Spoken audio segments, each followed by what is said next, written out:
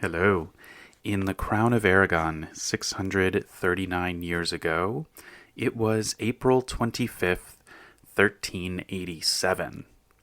My name is Jonathan Seyfried. I'm a PhD candidate in history at the University of New Mexico, and this is the Historian's Notebook, a podcast about how history gets made.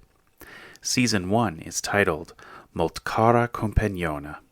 We're looking at a document from each day of the first year of the reign of King Joan I of Aragon and Queen Violant de Bar. Let's begin today's document.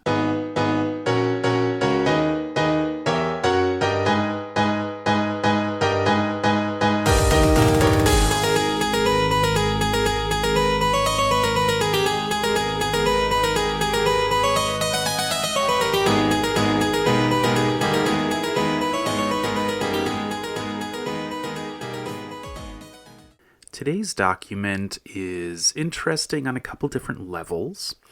First of all, it picks up a thread that we had been examining in a couple letters previously in the podcast about James, the Bishop of Valencia. So on February 12th, Joan had written to, who was it? The recipient.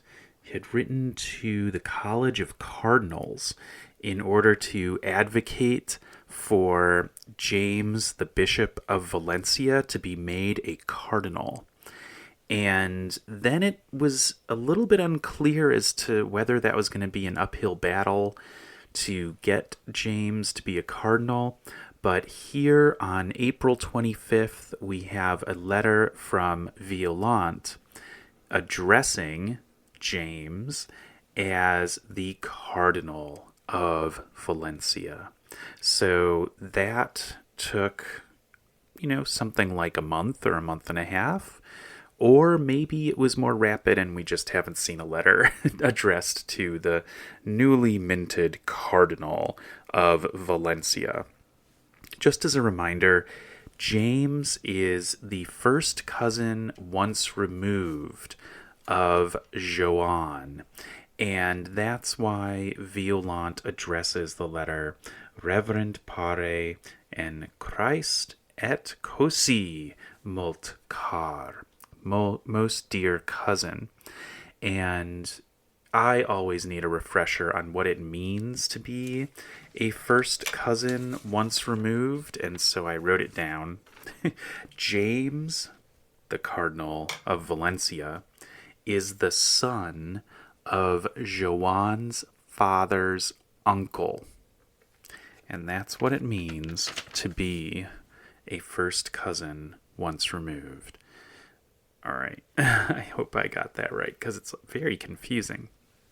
So Violant is writing to James, the Cardinal of Valencia, on April 25th. And remember, our big mission around this time, second half of April into the beginning of May, is to track what is going on with Joan's health condition. And pretty soon in this letter, we do get information about that. But I'm going to go in order because there's something else that appears even earlier that's worth talking about a bit more.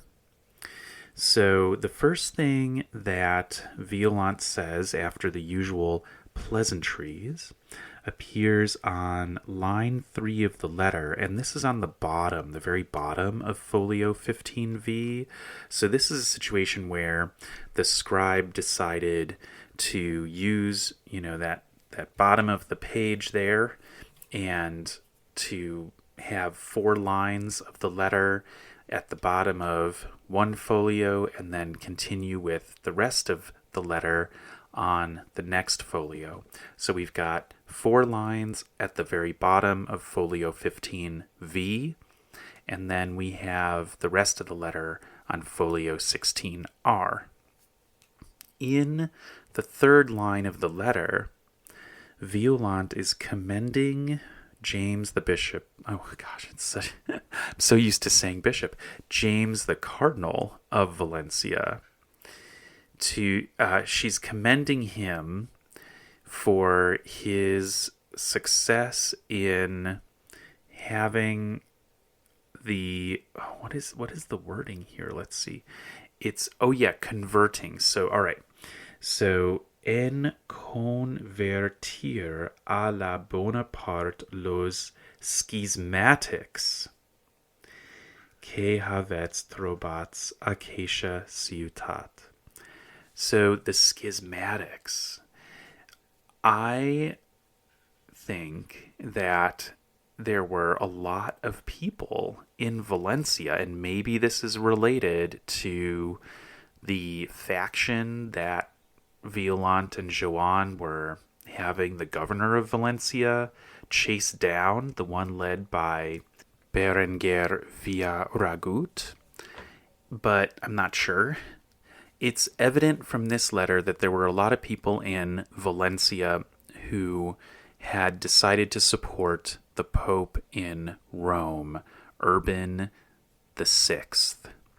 Yesterday, I made a little mistake when I was talking about the Avignon Pope. I said something like Benedict the something. I got a little bit confused because Benedict is the next anti-pope in Avignon. And by the way, that's the pope known as Papa Luna, because this was Pedro de Luna from the de Luna family in Aragon, and that is the uncle of Maria de Luna, who is married to Martí, Joan's brother. Yeah, all right. Don't worry if you didn't remember any of that, because it's just an aside to explain why I yesterday said Benedict. The Pope in Avignon at this time is Clement VII. Clement VII. And so when Violant is talking about the schismatics in Valencia, what she's saying is that there were people in Valencia who did not support the Avignon Pope, Clement VII, and that James, her first cousin once removed through Joan, James has done a good job in Valencia to convert those folks, and now Valencia is more unified, I suppose, in its support of the Avignon Pope. So that's a really interesting note about the Great Western Schism, that in Valencia there were some problems with getting everybody to support the Avignon Pope. And, you know, the Great Western Schism started almost 10 years before this date. So there's been this separation between these two papal courts, one in Rome and one in Avignon, for almost 10 years. Père the Ceremonious, Joan's father, as king, he saw this go down, and he was just hoping they would just resolve it on their own and that he wouldn't have to pick sides. But what that then did was it made possibly it a little bit more difficult later on when it became necessary to pick sides. You can only be neutral for so long in a matter that is of such dominant concern in the governance of this gigantic institution. The church, it is basically like the multinational corporation of its day. So it's a gigantic employer, it's a gigantic cultural force, it is intertwined with the very emotional belief systems of the people.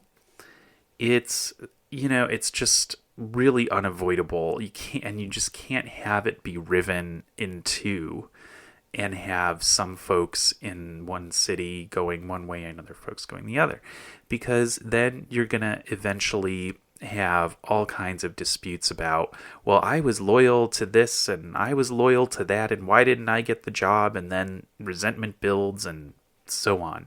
So Pear's hope was that this would resolve itself and they would just decide on one pope. But it did not happen, and it would actually persist for a couple more decades after the moment that we're looking at right now with Joan and Violant. Joan decides, it's not really surprising given his love of all things French, that he is going to support wholeheartedly the Avignon papacy. And so when he is asking for James, the Bishop of Valencia, to become a cardinal, it's right in this moment where he has declared as a new monarch that the policy of the Crown of Aragon is now going to change, and it's going to be in full support of the Avignon papacy. And so perhaps the elevation of James is a way to further that cause and to also elevate the stature of the Crown of Aragon in the high-up administration of the Avignon papal court. Oh gosh, I have to be honest, I don't know that much about the bureaucracy and structure and the way that power flowed in the institution of the church at this time. I mean, I know there was a lot. I know that it was significant, but I don't know the details of how it operated and what it meant exactly for James to be elevated to become a cardinal. So I don't know the details, but you can definitely say that it was significant. Maybe there was more resources involved, stature for sure. So anyway, Violant is saying, hey, you're a cardinal now, and you've already done a great job to make Valencia more unified by having the schismatics convert to support the Avignon papacy. And it's really interesting that she uses the verb convert, right? Because, we've talked about how when you do a religious conversion, it's a really big deal. Like it's like you're crossing a line that you cannot go back. It's like point of no return kind of stuff in this society. So to use that word, basically it's signaling that this is not okay to just go about your daily business supporting Urban the Sixth. That it's like you're on the other side of a really big dividing line. So that's how I'm seeing that word there, convertir. But, I mean, I don't know, what else would she say? Maybe persuade, convince, win over. I'm not sure. So maybe I'm reading into that too deeply. Well, we'll see as we continue our work. So that's the whole part of this letter that talks about the Great Western Schism. And now we're going to talk about Joan's health issues. And that takes us into the next page, folio 16R. And in the third line there, we have the line, que per gracia de Nostro Señor Deu, lo Signore es en tam bona convalescencia, que dins breu s'espera guarit perfectement. Here we have it. It's the usual formulation that Joan is doing great with his convalescence. And in a short time, the hope is that he will be perfect again. He will be in a perfect state. So we've heard that before. We've heard it weeks ago.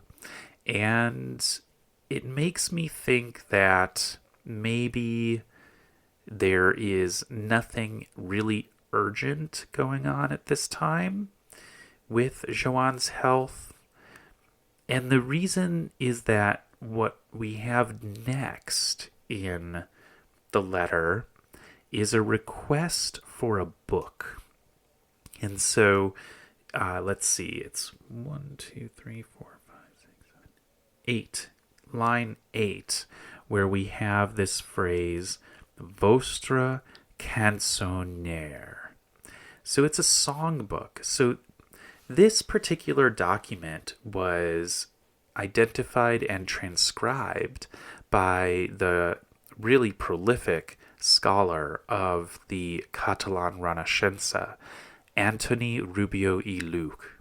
And he has a gigantic document collection all about letters and other documents, financial records sometimes, that relate to culture in the medieval Crown of Aragon.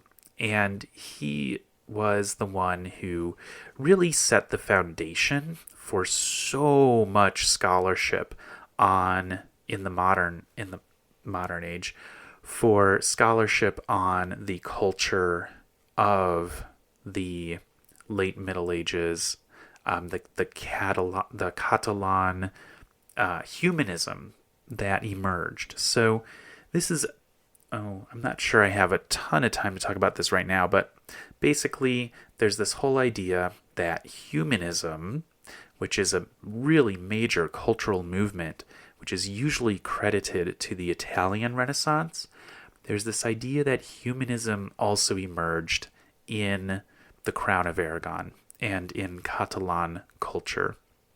And it is Antoni Rubio i Lluch who originates that argument, and it's very compelling.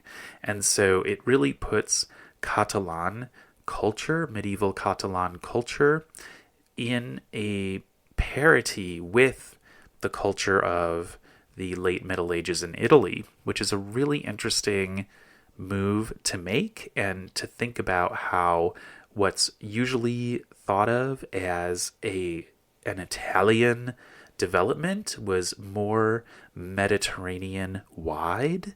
And we can see that in at least one example with Catalan culture, some really strong humanistic impulses. And I think the number one writer who's brought up in this context is Bernat Metge, who is actually a very close friend of Joan. He was also an employee of Joan. He worked in the chancery. He was a scribe. But I think in the writing that he does about Joan, after Joan dies, we can really see elements of friendship there.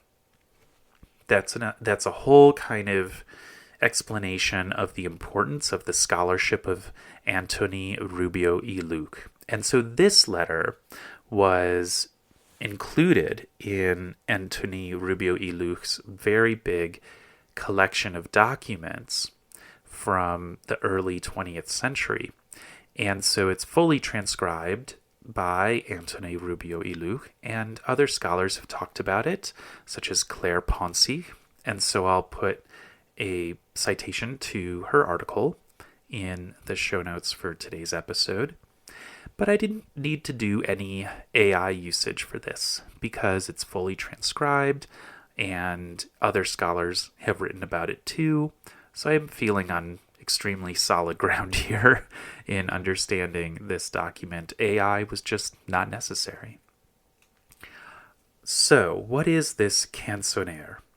The book that's mentioned in this document is a collection of songs, verses. I think canzoniere can be used to mean poetry, so it's not necessarily all like, and maybe there's not even that much musical notation, but I would imagine that this book did have a significant amount of musical notation. And then also Claire Ponce has observed that this book included a mini treatise on how to write poetry. So this particular book, I'm not quite sure which manuscript it is, but it's one that is, I think, a significant one for Catalan culture at the time. And Violant is requesting that James, the Cardinal of Valencia, sends it to her and Joan. She's saying, we're waiting. Please send this. We're really interested in reading it. And the fact that Violant is taking the time to pursue a book of poetry says us a few things.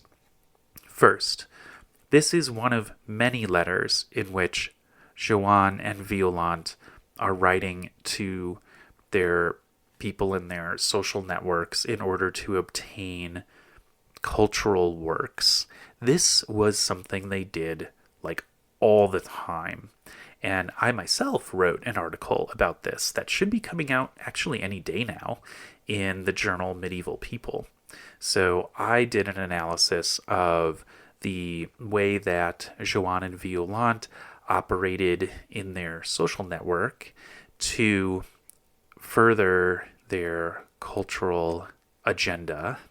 So once that article is published, I'll put a citation to it and a link to it in the show notes for today's episode.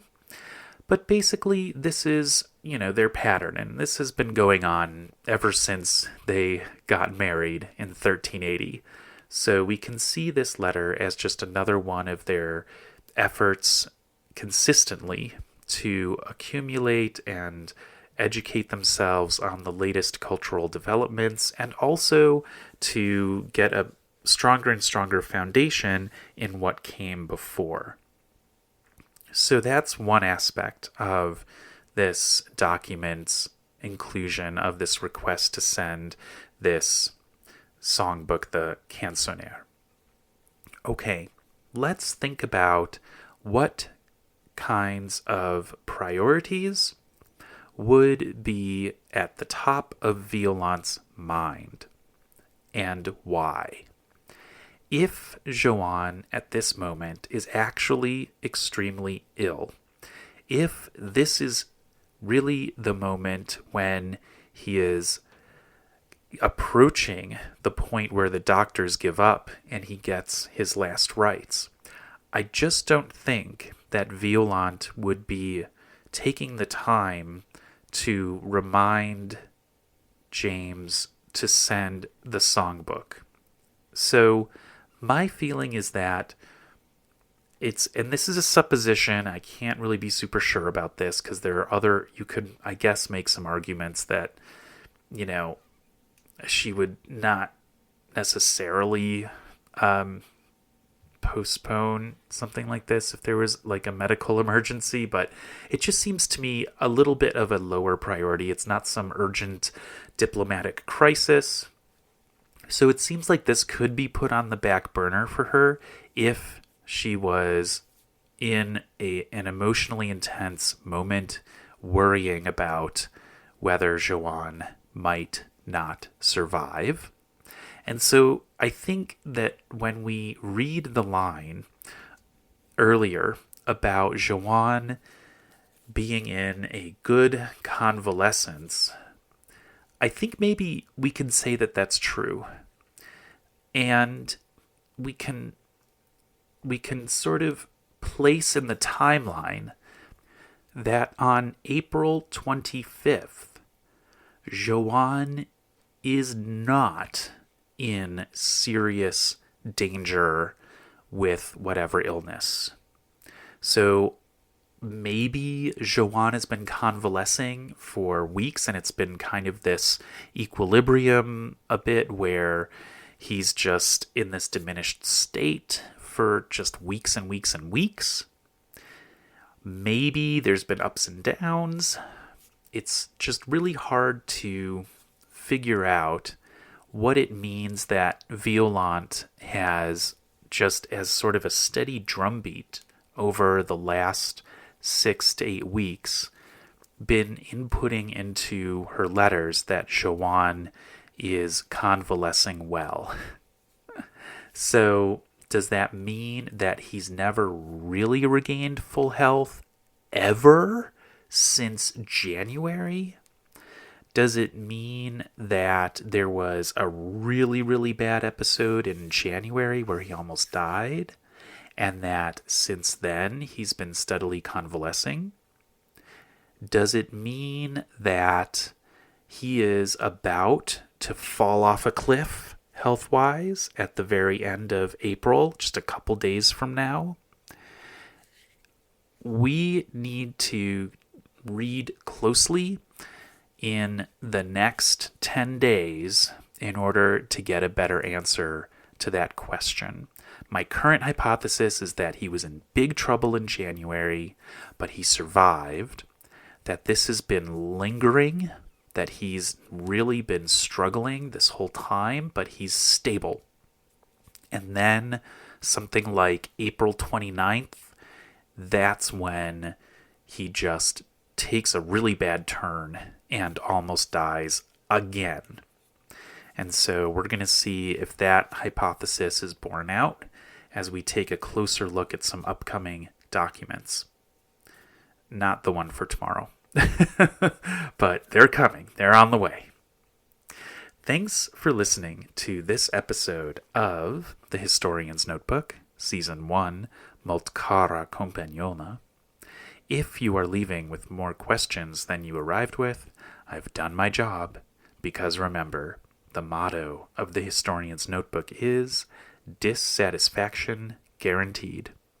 Visit the website to see an image of today's document and additional show notes, and listen again tomorrow to hear about the next day in the first year of the reign of King Joan I of Aragon and Queen Violant de Bar. In the meantime, take care.